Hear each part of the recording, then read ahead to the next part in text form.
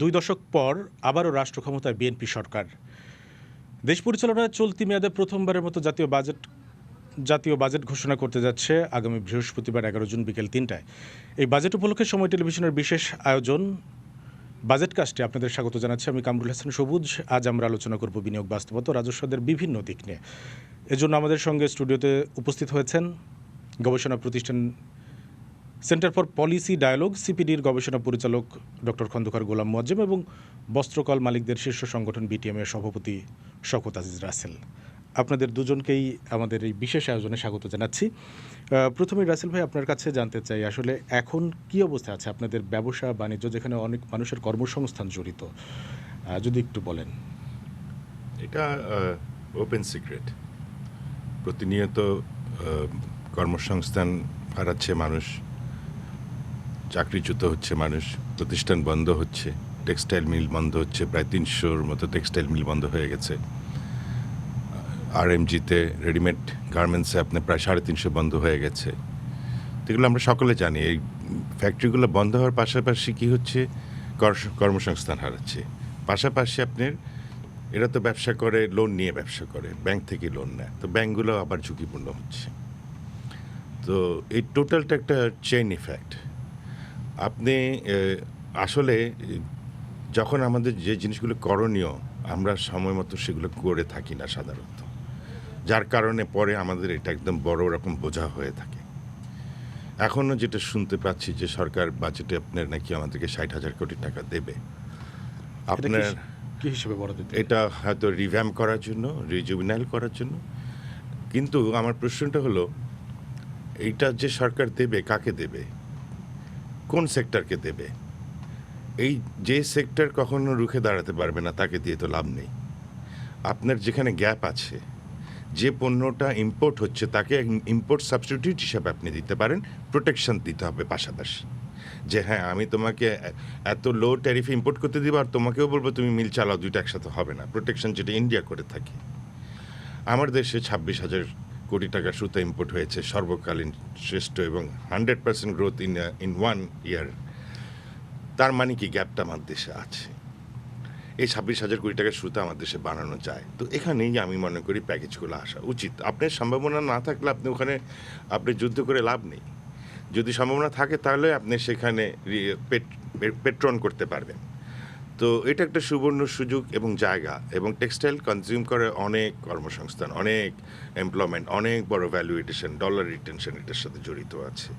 আমরা $40 billion export করি, তার মধ্যে একটা সিগনিফিক্যান্ট অ্যামাউন্টই হচ্ছে টেক্সটাইল।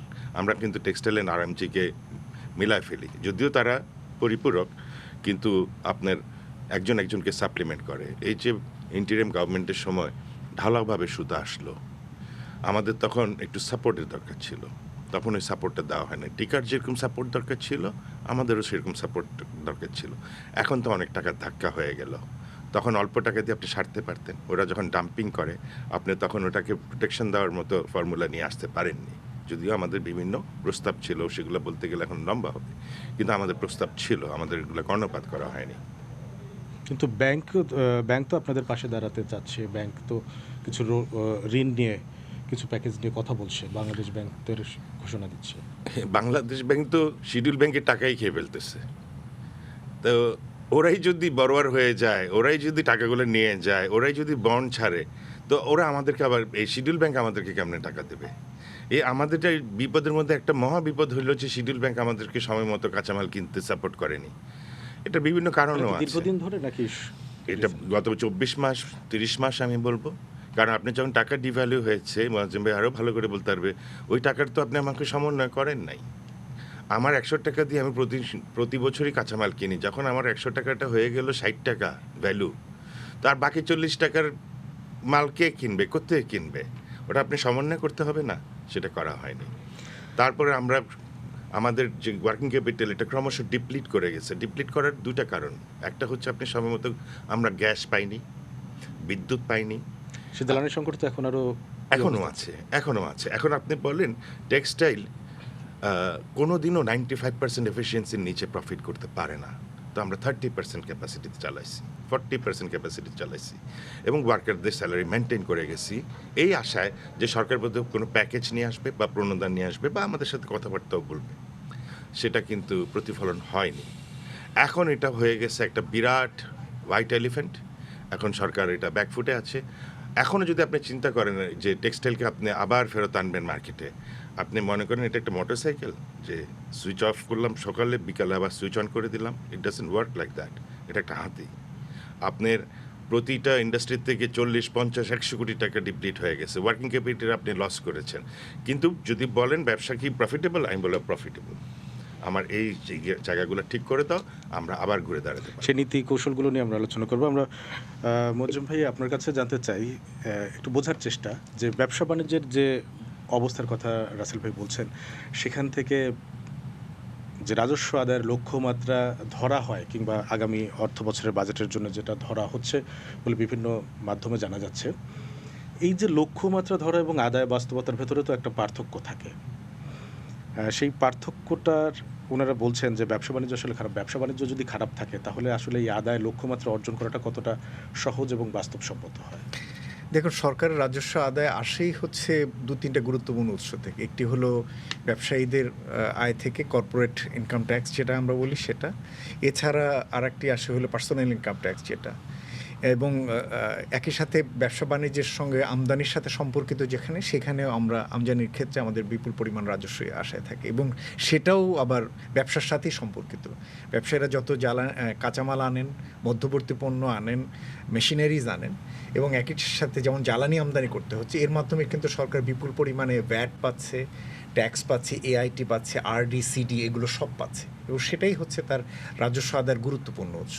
সুতরাং ব্যবসা যদি ভাইব্রেন্ট না হয় তাহলে কিন্তু সাথে সাথে তার অভিঘাতটি সরকার রাজস্ব আদায়ের মধ্যেও পড়ে এবং এই অর্থ বছরেও সেটি আমরা দেখতে পাচ্ছি যে যেহেতু ব্যবসা খুব একটা চাঙ্গা অবস্থায় নেই, আমদানির ক্ষেত্রেও সেই বুয়েন্সি নেই স্বাভাবিক সময় যেটি থাকে, এবং সেই কারণে আমদানি পর্যায়ে যে ধরনের রাজস্ব আদায় হওয়ার কথা সেটা যেমন একদিকে কমে গেছে, আবার ভোক্তা পর্যায়ে যেহেতু উচ্চ মূল্যস্ফীতির কারণে ভোক্তারও আসলে পারচেজিং ক্যাপাসিটি কম, ফলে ভোক্তাও কম কিনছে, ফলে দেশের মধ্যে পণ্য বিক্রি করেও যে সেখান থেকে যে ব্যবসায়ীরা যে সরকারকে যে রাজস্ব দেবেন সেই সুযোগটাও হচ্ছে না এবং সরকার ব্যক্তি পর্যায় থেকে ভোক্তা পর্যায় থেকেও আসলে সেই আদায়টি হচ্ছে না। এবং এবারই বোধহয় প্রথমবারের মতো যে রিভাইজড লক্ষ্যমাত্রাতে রাজস্ব আদায়ের লক্ষ্যমাত্রা বাড়ানো হয়েছে এবং দেখবেন যে বাড়িয়ে লাভ নেই, কারণ ইতিমধ্যে আমরা যেটা দেখতে পাচ্ছি প্রায় 1,30,000 কোটি টাকার একটা ঘাটতি এই মুহূর্তে রয়েছে।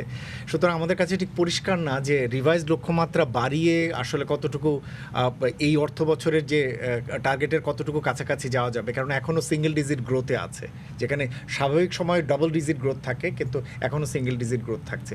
আবার শুনতে পাচ্ছি যে আগামী অর্থ বছরে আরও বড় লক্ষ্যমাত্রা নিয়ে, রাজস্ব আদায়ের লক্ষ্যমাত্রা নিয়ে তারা এগোবে, যেটুকু শোনা যাচ্ছে 6 লক্ষ কোটি টাকা। এখন পুরো জিনিসটি নির্ভর করবে ব্যবসা বাণিজ্যের উপরে। যদি ব্যবসা বাণিজ্য যথেষ্ট মাত্রায় চাঙাদ হয়, নতুন বিনিয়োগ আসে, বর্তমানে যে সমস্ত কারখানা সেগুলো চলে, তাহলে কিন্তু রাজস্ব আদায় সেটা আদায় করা কষ্টকর হবে। চাঙ্গা করার জন্য আসলে কি ধরনের সাপোর্ট দরকার? এমন একটা অবস্থা যেটাতে আসলে উভয় সংকট। এর একটি হলো যে যেটা আমরা জনাব শওকত আজিজ রাসেলের কাছ থেকে শুনছিলাম যে আমাদের টেক্সটাইল খাতের একটা বড় চ্যালেঞ্জ, এই চ্যালেঞ্জের একটা বড় জায়গা কিন্তু হচ্ছে রপ্তানির ক্ষেত্রে এক ধরনের স্রোতগতি। দেখুন, সাম্প্রতিক মাসগুলোতে এক ধরনের ঋণাত্মক প্রবৃদ্ধি হচ্ছে। টেক্সটাইলের জন্য বড় গ্রাহক হচ্ছেন আমাদের গার্মেন্টস খাতের মালিকরা। এখন গার্মেন্টস খাতে একটা উচ্চ প্রবৃদ্ধি সচরাচর থাকে, সেই প্রবৃদ্ধি কিন্তু কমে গিয়েছে এবং এই সাম্প্রতিক মাসগুলোতে নেগেটিভ গ্রোথে রয়েছে। এবং এই চলতি অর্থ বছরের 11 মাসের ভিতর 2 মাস শুধুমাত্র পজিটিভ ছিল এবং এখন মনে হয় -4.5% গ্রোথের ভিতরে রয়েছে। সুতরাং এটা একেবারেই ভালো পরিস্থিতি না। যে অভিযোগগুলো এখন হচ্ছে, এই অভিযোগগুলো অনেকটাই কেটে যেত যদি আমাদের গার্মেন্টস খাতের মালিকরা যদি যথেষ্ট মাত্রায় টেক্সটাইলের চাহিদাটা বাড়াতে পারতেন। স্বাভাবিক সময়ে যে ধরনের 2 অঙ্কের ঘরে প্রবৃদ্ধি থাকে সেটা তো নাই, এবং স্বাভাবিক যে গ্রোথ সেটাও নেই, এখন ঋণাত্মক গ্রোথ, এবং সেটার একটা বড় কারণ ট্রাম্প ট্যারিফের কারণে। ব্যবসায়িক যে অবস্থা সেটা তো শুধুমাত্র আরএমজি বা টেক্সটাইল এটাতেই না, সার্বিকভাবেই তো একই অবস্থা। হ্যাঁ, হ্যাঁ, এবং এবার যদি একটু ঘুরে দাঁড়াই, আমরা আসলে আশা করেছিলাম যে রাজনৈতিক পরিবর্তনের পর, নির্বাচনের পরে দেশে একটা ব্যবসা বাণিজ্যের ক্ষেত্রে একটা চাঙ্গা ভাব আসবে। এটা ঠিক যে একটা রাজনৈতিক ক্ষেত্রে একটা স্বস্তির পরিবেশ আসছে, কিন্তু সেটা ব্যবসায়ীদেরকে এখনও আশ্বস্ত করতে পারেনি এবং ব্যবসায়ীর ক্ষেত্রে এখনও চাঙ্গা করতে পারেনি। সেই জায়গাটা মনে হয় সরকারের একটা বড় দায়িত্ব, যে কেন ব্যবসায়ীরা এত বড় একটা রাজনৈতিক পরিবর্তনের পরেও বা নির্বাচনের পরে, যেখানে 2/3 সিটে জয় করার পরেও বিএনপির কাছ থেকে এখনও আশ্বস্তিমূলক একটা পরিবেশ তারা এখনও পাননি। সুতরাং সেটা কিন্তু সরকারের একটা নিশ্চিত করার দায়িত্ব, কেননা এই ধরনের একটা পরিবেশে সচরাচর যেটা হয়ে থাকে ব্যবসায়ীরা খুবই চাঙ্গা বোধ করেন, কিন্তু সেটা তারা এখনও বোধ করছেন না। আমরা যদি রাসেল ভাই আপনার কাছে জানতে চাই, আসলে কেন আপনারা আশ্বস্ত হচ্ছেন না, কেন আসলে আপনারা স্বস্তি পাচ্ছেন না, বিনিয়োগমুখী হচ্ছেন না? সরকারের কি মেসেজ? ব্যবসার কিন্তু দম আছে, ব্যবসার কোনো দোষ নাই, বুঝছেন? প্রবলেমটা হচ্ছে আপনি ব্যবসাকে ফ্যাসিলিটেট করতে পারছেন কি না। এই যে আমি যে বিনিয়োগ করব, এই কিছুদিন আগেই তো আপনার 20%, 19-20% ইলেকট্রিসিটির দাম বাড়লো। It comes as a surprise to me. এখন আপনার যে আগামী বছরে আবার বাড়বে না 20%, এটার গ্যারেন্টি আপনি আমাকে দেবেন যে আপনি আমাকে বিনিয়োগ করতে বলছেন? তো প্রতিশ্রুতি দিচ্ছেন না, বহির্বিশ্বে দেয় যে তুমি ইনভেস্টমেন্টে করো। কেন আপনি কাপকোকে বলতেছেন না তুমি তোমার জন্য গ্যাস প্রাইস ফিক্সড? আমি বাংলাদেশি মানুষ, বাংলাদেশে বসে ইনভেস্টটা করলাম, আমার বেলা কেন আপনার এরকম কমফোর্ট জোন নাই, এরকম প্রতিশ্রুতি নাই সরকারের পক্ষ থেকে? ঘুম থেকে উঠে দেখি যদি একটা এসআরও হয়, এটার দাম বেড়ে গেল, ওটা কমে গেল, তোমার মালের ইম্পোর্টের উপর এআইটি আসবে, ডিউটি আসবে, তুলার উপরে 2% ধরাই দিল কিছুদিন আগে, ওটা আবার উইথড্র করেছে। এসব করার সময় কি আপনাদের সাথে কোনো আলোচনা বা মেসেজ? সাধারণত সরকার বাংলাদেশের কালচারে করে না, সাধারণত করে না। এবং যে আমাদেরকে নিয়ে যে কয়টা পলিসি হয়েছে, most of them came as a surprise. আমরা কিন্তু পরে জানতে পেরেছি, তারপরে গিয়ে আমরা ধর্ণা দিই অথবা প্রেস কনফারেন্স করি, কিন্তু সেটা কিন্তু আইডিয়াল সিচুয়েশন না। সেটা আমার মনে হয় আইডিয়াল সিচুয়েশন হচ্ছে আমরা পারস্পরিক আলোচনা করে আমরা এই জিনিসগুলো সুরা করি। যেমন আমাদের এত বড় বাজেট হতে যাচ্ছে, আমি এটা বড় বলবো না, এটা যথাযথ টাইম এখন এটাই ডিমান্ড করে। আরও বড় হতে পারতো, খালি আপনার চুরিগুলো না করলে এটা আরও বড় হতে পারতো, আরও বড় ইনভেস্টমেন্ট দেখতে পারতেন, আরও বড় কর্মসংস্থান দেখতে পারতেন। কিন্তু আপনি তো বড় বড় ইকোনমি যে আমরা হয়েছি, এটার পিছনেও অনেক কাজ আছে, অনেক কাজ হয়েছে। আপনার পলিসি ছিল, পলিসির সাপোর্ট ছিল, ব্যাংকিং সাপোর্ট ছিল। একটা সময় ছিল ব্যাংকের এমডি সাহেবরা এসে আমাদের অফিসে বসে থাকতো টাকা নেবার জন্য। আমরা তখন চুজ করতাম না, এই ব্যাংক থেকে নেব না, ওই ব্যাংক থেকে নেব, আপনার রেট বেশি, আপনার কম। এখন ব্যাপারটা উল্টা হয়ে গেছে। এখন রেট যেখানেই যাক, আমরা ওনাদের কাছে গিয়ে বসেই থাকি, আমার এলসিটা খোলেন, ফ্যাক্টরিটা বন্ধ হয়ে যাচ্ছে। তা এমত অবস্থায় আমি পুরান পাগল ভাত পাই না, নতুন কে আসবে? আর কার কাছে টাকা আছে আপনি আমাকে বলেন যে ইনভেস্টমেন্টে নামতে পারবে এই মুহূর্তে? আপনার ব্যাংকও তো অর্থায়ন করতে পারবে না। আমি নাইলে ব্যাংকের ফাইন্যান্সের আপনার ওয়াজিম ভাই ডেট ইকুইটির একটা ব্যাপার আছে, কাস্টমার একটা পোর্শন নিয়ে আসবে আর একটা পোর্শন ব্যাংক নিয়ে আসবে। আপনি বলেন বাংলাদেশে এখন কোন কোন ব্যাংক আপনার বিজনেসে ফাইন্যান্স করছে? তারা সবাই গিয়ে ট্রেজারি বন্ড কিনতেছে। এখন আমার আজকে আপনার চ্যানেলের মাধ্যমে একটা প্রস্তাব আছে, ব্যাংকের একটা ল আছে যে কোনো ক্লায়েন্টকে যদি টাকা দিতে হয়, আপনার পেড আপ ক্যাপিটালের একটা সার্টেন পার্সেন্টের অধিক আপনি দিতে পারবেন না। সিঙ্গেল বড়োয়ার লিমিট বলি আমরা, এক্সপোজার লিমিট। তার মানে কি এটা কন্ট্রোল করলো একটা লোকে যাতে ব্যাংকের সব টাকা খেয়ে ফেলতে না পারে, যেটা অতীতে আমরা দেখেছি স্পেশাল অর্ডার, স্পেশাল নোট দিয়ে বাংলাদেশ ব্যাংক থেকে করে নিয়ে গেছে যদিও, বাট সেটা করছে বাংলাদেশ ব্যাংক, এটা ওনারশিপ নিতে হবে। আমার বেলায় আইনটা আছে। তো বাংলাদেশের শিডিউল ব্যাংক ট্রেজারি বন্ড কিনতে গেলে ওদের বেলায় কেন এই আইনটা নাই?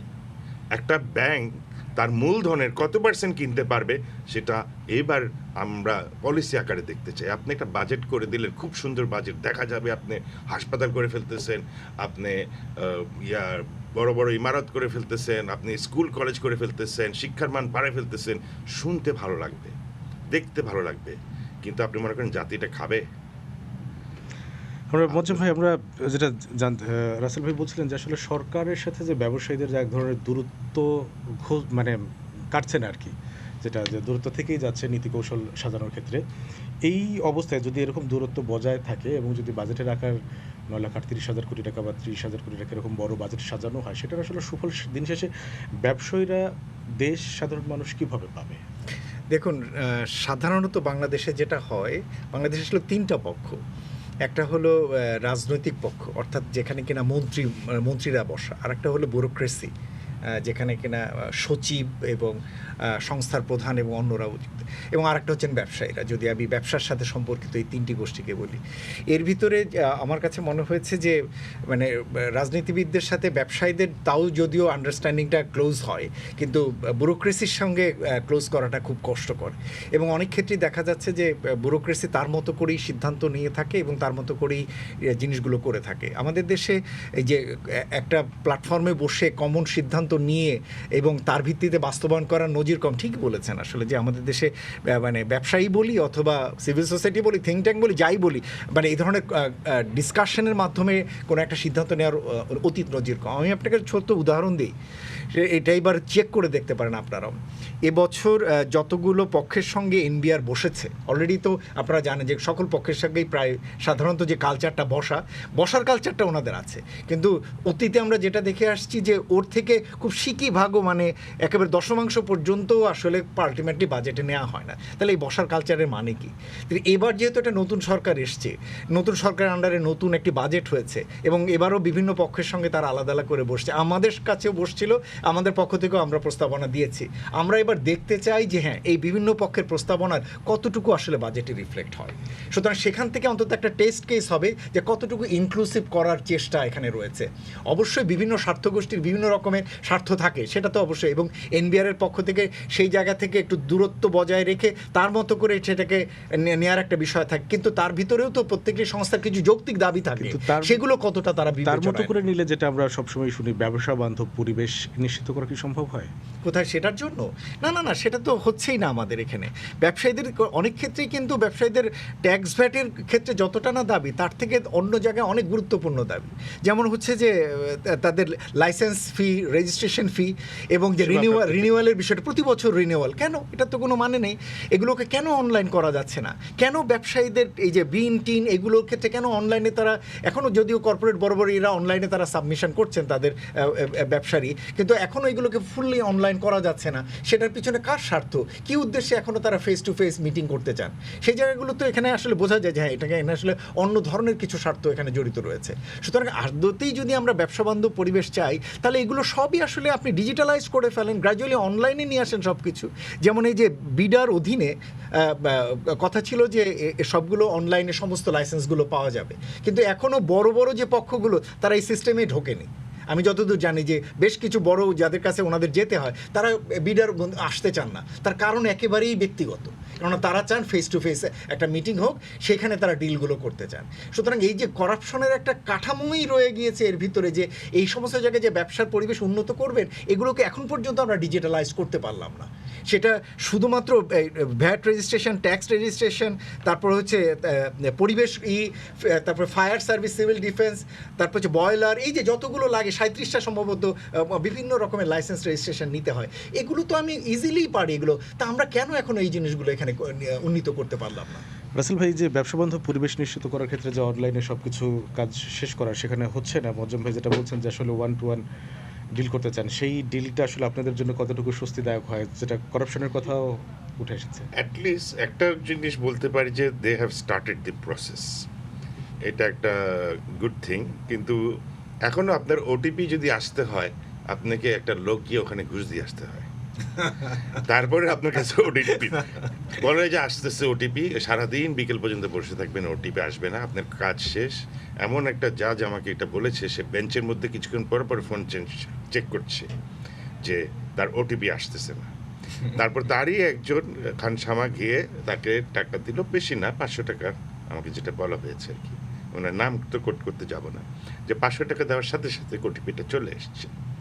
তো এটা যদি আমাদের কপালে থাকে, তাহলে মনে হয় আপনাকে আমার প্রশ্নের উত্তরটা অনেকটা দিতে পেরেছি। কারণ এইসব লাইসেন্সিং ফি আমরা অনলাইনে দিয়ে দিতে চাই। আমরা কেন মানুষের কাছে শরণাপন্ন? আমার রেকর্ডেড থাকবে এবং এটার একটা ট্রেসেবিলিটি আছে, যে পেমেন্টটা গেছে, আমার কাছেও আছে, ওর কাছেও আছে, একদম সুন্দর ট্রান্সলেট বহির্বিশ্বে তো হচ্ছে। এখানে আমাদের দেশে বসে মানুষ বিদেশে, বিদেশে বসে মানুষ আরেক দেশে বসে আরেক দেশে কিন্তু ভ্যাট ট্যাক্স দিয়ে দিচ্ছে। যারা এক্সপ্যাট আছে, যারা এখানে চাকরি করছে, তারা কিন্তু তার দেশে ভ্যাট দিচ্ছে এখানে বসে। বা ট্যাক্স দিচ্ছে এখানে বসে। তো এগুলো এখন রকেট সায়েন্স না, এগুলো ভেরি সিম্পল। আরও গরিব দেশ আমাদের থেকে আগে করে গেছে, কিন্তু আমরাও এটা আমাদের একটা প্রবণতা, এটা যদি করে ফেলি, ওই যে বললেন মঞ্জিম ভাই, হয়তো ওই জিনিসগুলো আগের মতো করা যাবে না আর কি। বাট গিট্টু খুলুক, ততদিনে আমরা বেঁচে থাকি কিনা দেখি, আর ব্যবসা টিকে কিনা সেটাও দেখতে হবে আর কি। একদম আমরা শেষের দিকে চলে আসছি। যদি এই যে বাজেটের যে নীতি কৌশল, সেখানে আপনি কিছু বলছিলেন যে কিছু চাওয়া আছে আপনাদের। ব্যবসা চাঙ্গা করা শুধুমাত্র আসলে বাজেটের পরিকল্পনা দিয়েই তো সম্ভব না, সারা বছরব্যাপী আসলে সেই পরিবেশটা দরকার। আমরা এই মুহূর্তে দেখছি জ্বালানি সংকট তীব্র হচ্ছে ধীরে ধীরে। সেটি আসলে কতটুকু কাটছে, আপনারা কতটুকু সুবিধা ভোগ করতে পারছেন এবং সেই চ্যালেঞ্জটা মিটিগেট করতে পারছেন, এবং এক্সপোর্ট কিংবা ইন্টারনাল মার্কেটে আপনারা কতটুকু আসলে দাপটের সাথে ব্যবসা করছেন, সেটা তো আপনারা কিছুটা বললেনই। কী ধরনের আসলে নীতিকৌশল নিলে আপনারা একটু ঘুরে দাঁড়াবেন, যেটা আসার কথা শোনাচ্ছিলেন যে অনলাইন ডিজিটাইজেশন করার ক্ষেত্রে যে অন্তত শুরু হচ্ছে। এই বাজেটটা দীর্ঘদিন পরে বিএনপি সরকার ক্ষমতায় এসেছে, তাদের তো নতুনত্ব কিছুটা নিয়ে আসতে হবে। আপনি দেখেন বাংলাদেশে কিন্তু ইন্ডাস্ট্রিয়ালাইজেশন বা ইন্ডাস্ট্রি রেভুলেশন বরাবরই হয়েছে বিএনপি রেজিমে, এটা মানে ডিসঅন করার কোনো অবকাশ নেই। কিন্তু এর পরক্ষণে যে গ্রোথটা এসেছে, এই গ্রোথের পাশাপাশি করাপশনটা বেশি এসে গেছে, কি মজাম ভাই, তাই না? গ্রোথের সাথে সাথে যদি আপনি এইগুলা যদি ঠিকমতো এই ইনভেস্টমেন্টগুলো যদি প্লাউ ব্যাক করতে পারতেন, তাহলে আপনার আজকে এই দুরূহ অবস্থা হইতো না। আপনি দেখেন আমাদের দেশে যখন ওই যে রাস্তাঘাট হয়, এই যে গাজীপুরের রাস্তাটাই আমি বারবার বলি, এই যে রাস্তাটা হয়, এটা 3 বার ধাপে ধাপে সময় বাড়ানো হইলো, সময়ের সাথে সাথে টাকাও বাড়ানো হইলো।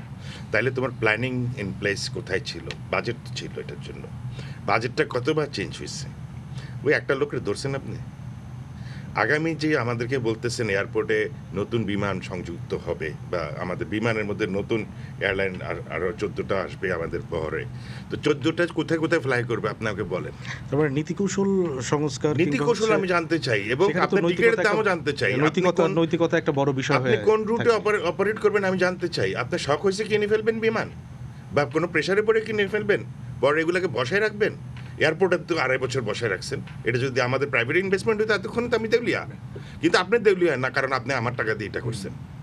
তো আপনি তো আর নিজেকে নিজে দেউলিয়া। আমরা সেটা চাই আসলে, নীতিকৌশলী না, নৈতিকতার জায়গাটা। এবারের বাজেটেও তো আপনি ক্যাপিটাল মার্কেট থেকে টাকা তুলছেন, আমাদের টাকা নিয়ে যাচ্ছেন।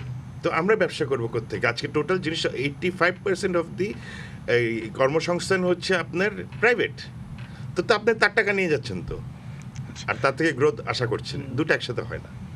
সরকারকে সেভাবেই সাপোর্ট দিতে হবে। মজুম ভাই, আমরা আর 1 মিনিটের মতো সময় পাবো, সেখান থেকে আপনারা একটু জানতে চাই যে 91 সালে ভ্যাট প্রচলন করা হয়েছিল, এবং সেটি এখন পর্যন্ত মোটামুটিভাবে রাজস্ব আদায়ের বড় একটি জায়গা হয়ে আছে। আবারও সেই বিএনপি সরকার ক্ষমতায়, এরকম তাদেরকে কী ধরনের সাজেশন করবেন যেটা এরকম ধরনের? স্ট্রেট ফরওয়ার্ড আমি মনে করি যে ভ্যাটটি 1 অঙ্কের ঘরে আসা উচিত। 2 অঙ্কের ঘরের যে 15% ভ্যাট এবং 6টি বা 7টি স্ল্যাব, এগুলো উঠিয়ে দিয়ে আসলে সিঙ্গেল স্ল্যাবে এবং একটা লাইফলাইন থাকতে পারে এবং আরেকটা স্ল্যাব, এবং সেটা 10%-এর নিচে হওয়া উচিত। এবং বাদবাকি এই যে ভ্যাটের ক্ষেত্রে যে ওয়েভার, বিভিন্ন রকমের ওয়েভার আছে, বিভিন্ন পক্ষকে, ব্যক্তির পুষেক, সরকারি কর্পোরেশন, বিভিন্ন ধরনের, এগুলো উঠিয়ে দেওয়া দরকার। এটা যে মনে হতে পারে এতে কি সরকার রাজস্ব হারাবে, না।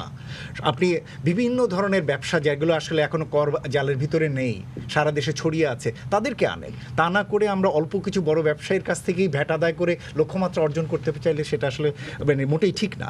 বাংলাদেশ দক্ষিণ এশিয়ার ভিতরে সবচেয়ে কম ট্যাক্স জিডিপি রেশিও। এটা খুবই দুর্ভাগ্যজনক যে আমরা রাজস্ব আদায় দক্ষিণ এশিয়ার ভিতরে সবচেয়ে নিচে। সেখান থেকে আমাদের অবশ্যই এটা বাড়ানোর সুযোগ আছে, কিন্তু তার মানে এই না যে ইনডাইরেক্ট ট্যাক্স বসিয়ে বা যে ভ্যাট বসিয়ে সেটা আমাদের করতে হবে, এবং সেটা অবশ্যই সম্ভব। আপনি ব্যবসাকে আরও বেশি ভ্যাট কালেকশনের এক্সপ্যান্ড করেন, যারা বাইরে রয়েছে তাদেরকে জালের ভিতরে আনেন এবং সেখান থেকে আনেন, এবং সেটা সিঙ্গেল রেটেই এবং প্রত্যক্ষ রেটে, যাতে এটা আরও বেশি কালেকশন হয়, সেদিকে যেন যাওয়া হয়। আপনাদের দুজনকে আমাদের স্টুডিওতে এসে সময় দেওয়ার জন্য ধন্যবাদ জানাচ্ছি। নিশ্চয়ই অন্য কোনো বিষয় নিয়ে অন্য কোনো দিন আরও বেশি কথা বলার সুযোগ হবে আমাদের। দর্শক, আজ এ পর্যন্তই। আমরা 10 জুন পর্যন্ত আমাদের এই নিয়মিত আয়োজন নিয়ে প্রতিদিনই একই সময়ে ভিন্ন ভিন্ন বিষয় নিয়ে হাজির হব। সে পর্যন্ত ভালো থাকুন, সুস্থ থাকুন, সঙ্গে থাকুন সময়ের।